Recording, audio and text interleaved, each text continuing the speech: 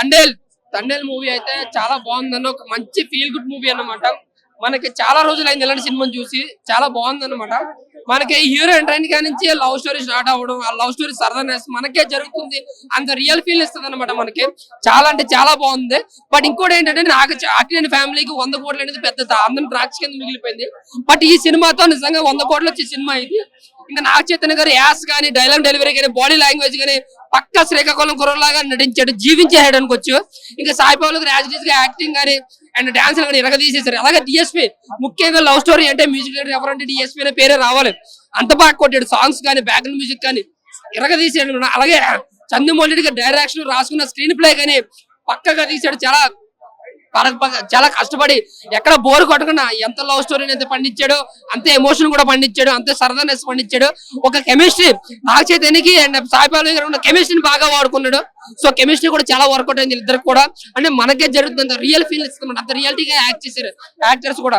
అలాగే పాకిస్తాన్ లో second half జరిగే ఒక రియల్ ఎలిమెంట్స్ ఏదైతే యాడ్ చేశారో, ఆ శ్రీకాకుళంలో 22 మంది ఇరుక్కోవడం, జైలుకి వెళ్ళడం, మళ్ళీ రిలీజ్ అవడానికి ఎంతకైతే కష్టపడ్డారు, ఇవన్నీ కూడా చాలా రియాలిటీగా చూపించారు. ఎక్కడ ఓవర్ ఎలివేషన్ లేకుండా, ఎటువంటి బిల్డప్ లేకుండా, ఎటువంటి అంటే ఒక సినిమాటిక్ గా కాకుండా ఒక రియాలిటీగా ఉన్నట్టయితే సినిమా తీసిన ఒక రియాలిటీగా అనిపించింది.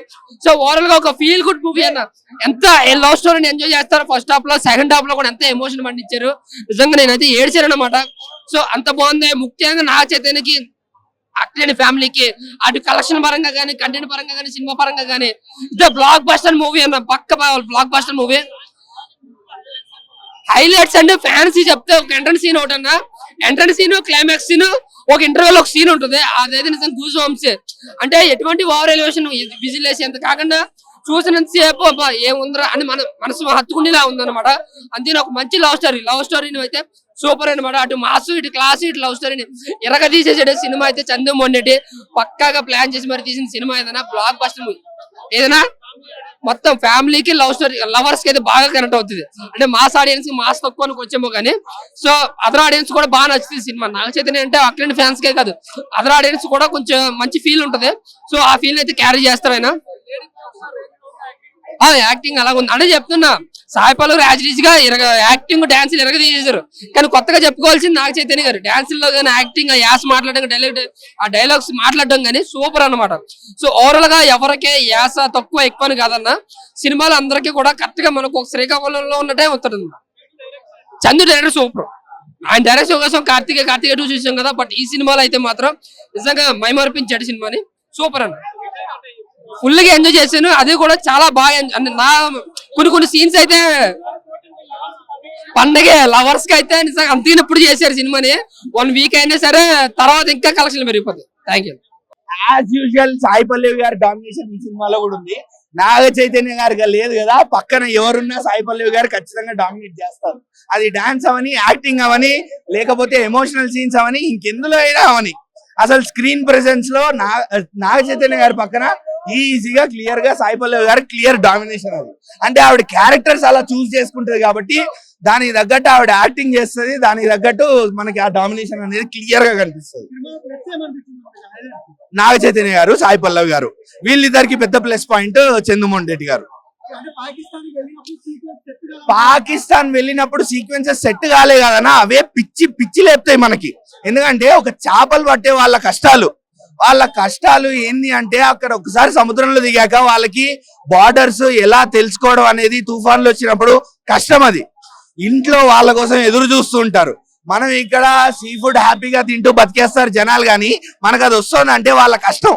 ఆ కష్టం మనకి సినిమాలో ఖచ్చితంగా చాలా క్లియర్ గా చూపించారు. అలానే వాళ్ళు పాకిస్తాన్ కి వెళ్ళాక, తప్పిపోయాక వాళ్ళు ఎన్ని కష్టాలు పడ్డారు, జైల్లో వాళ్ళని ఎన్ని చిత్రహింసలు పెట్టారు, అవన్నీ కూడా చంద్రమోహన్ రెడ్డి గారు హ్యాట్స్ ఆఫ్ చాలా బాగా చూపించారు. చేశారు నాగ చైతన్య గారు హ్యాట్స్ ఆఫ్. ఈ స్పెషల్ విషయం నేను ఎక్కడా చెప్పలేదు, ఇది బాగా గుర్తు చేశారన్న. యాజ్ అన్ యాక్టర్ 10 మెట్లు ఎక్కేశారు నాగ చైతన్య గారు. పెద్ద స్టార్ హీరోలు చెయ్యరు ఇది. బట్టలు ఇప్పుకొని జైల్లో కూర్చోబెట్టారు, ఆయన కూర్చున్నారు. Hats off. As an actor, director ఏం చెప్తే అది చేశారు. సినిమాకి ఏం కావాలో అది చేశారు, స్టోరీకి ఏం కావాలో అది చేశారు. సాయి పల్లవి ఏ కథకి ప్రాణం పోయేది చెప్పండి? సాయి పల్లవి గారు ఏ కథకు ప్రాణం పోయలేదు, ఈ కథకు కూడా అలానే ప్రాణం పోసారు. కాకపోతే ఏంటంటే నాగ చైతన్య గారు ప్రాణం ఇచ్చారు, ఈవిడ కూడా ప్రాణం ఇచ్చారు, ఒకరికొకరు ఇచ్చి పుచ్చుకున్నారు. దొల్లగొట్టేశారు సినిమాని, దొల్లగొట్టేశారు తండేలు భాషలో చెప్పాలంటే. జనాల్ని రప్పించగలిగే ఎలిమెంట్స్ ఉండాలి. అలాంటి ఎలిమెంట్స్ సినిమాలో అయితే చాలా లేవనిపించింది అన్న. ఒక 2-3 సీన్స్ అంటే ఆయన పాకిస్తాన్ లో ఇండియా గురించి నిల్చోవడం అండ్ జనాల గురించి నిల్చోవడం అనే ఒక 2 సీన్స్ కనిపించాయి. బట్ అది తాండేల్ వాళ్ళు చెప్పారు ఓకే లవ్ స్టోరీ సగం, తాండేల్ స్టోరీ సగం అని, కానీ లవ్ స్టోరీ ఎక్కడో బాగా ఓవర్ షేడ్ చేసింది తాండేల్ ఒరిజినల్ స్టోరీ.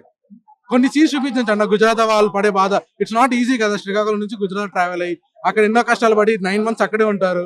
సో అలాంటి ఎలిమెంట్స్ ఇంకొంచెం బాగా చూపించుంటే ఎక్కడో బాగుండేది. అదంతా వాళ్ళ లవ్ స్టోరీ అనేది చాలా ఓవర్ షేడ్ అనిపించింది అన్న. సాయి పల్లవి గారు కానీ నాగ చైతన్య గారు కానీ వాళ్ళకి పేరు పెట్టాల్సిన అవసరం లేదన్న. నాగ చైతన్య గారి మేకవర్ అయితే చాలా బాగుంది, కానీ సాయి పల్లవి గారికి అయితే ఇది ఇంకా అమరన్ లో చూసేసాం, ఇది ఇంకా ఈ రోల్స్ చేస్తూ వెళ్ళిపోతారు అనిపిస్తుంది. యాక్టింగ్ పరంగా చాలా బాగుంది, బట్ ఏంటంటే మనకి రొటీన్ అయిపోవడం వల్ల కనెక్ట్ అవ్వలేకపోతున్నాం ఏమో అనిపించింది అన్న.